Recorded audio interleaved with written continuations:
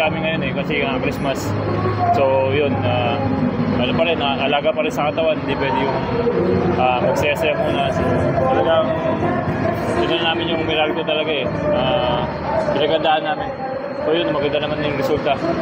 Yun, maganda lahat ng laro eh, din yung Sabi mo lang, ito yata so far best scoring performance mo sa PBA. Just feel like lang na finally naka-breakthrough ka kumbaga. Ayun, talagang binibigyan ako ng mga coaches and din mga teammates ko ng chance na ano eh, yung makapaglaro talaga. So yun, binigay ko lang talaga yung best ko. So yun, maganda yung nilaro ko ngayon. So yun, papasalamat ko din ako sa mga teammates ko, din sa mga coach ko. Kaya hindi ko magagawa yun dahil sa tiwala nila sa akin. Well, din yung mga first games mo na hindi ka naka-perform ng ganyan. Was it because of the pressure na kumbaga kinakabahan ka pa ng mga first games or dito nakuha mo na talaga yung Ayun na, kasi nga yung tiwala talaga ng mga coaches sa akin eh. Kasi parang hindi baldi yung nakikita nila eh.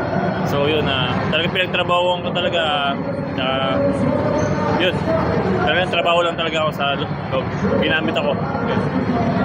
At yung shooting mo, mas maganda na ngayon eh. Ano kung mo dahilan siguro dahil tumatagal na ako sa team and then sa practice. Siyempre, kita nyo, ilang game akong bakit yung nilalaro ko. Siyempre, trabaho pa rin ako. Shooting ako, and then yun, malaking bagay din yung tinuturo sa akin ni Coach Danny. Kaya yun, napapasalamat din ako sa kanya. Kaano na ba kayo? Nag-extra work na kayo? Anong mga naituro na niya sa'yo? Yun lang, sabi niya, kasi tiwala sa akin ng mga coaches eh. Lagi ako nagagamit sa loob, so yun, kailangan kong paghirapan talaga sa training, pagtrabahoin yung shooting ko, yung post ko, para yun, ma-apply ko talaga sa game. So yun.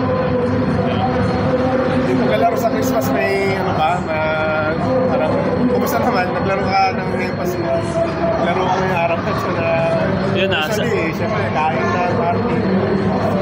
Hindi, sobrang happy ko rin kasi na kahapon eh, kasama ko rin mga kapatid ko na pinala namin yung Christmas dito sa Manila at sabay-sabay kami, hindi niya masaya.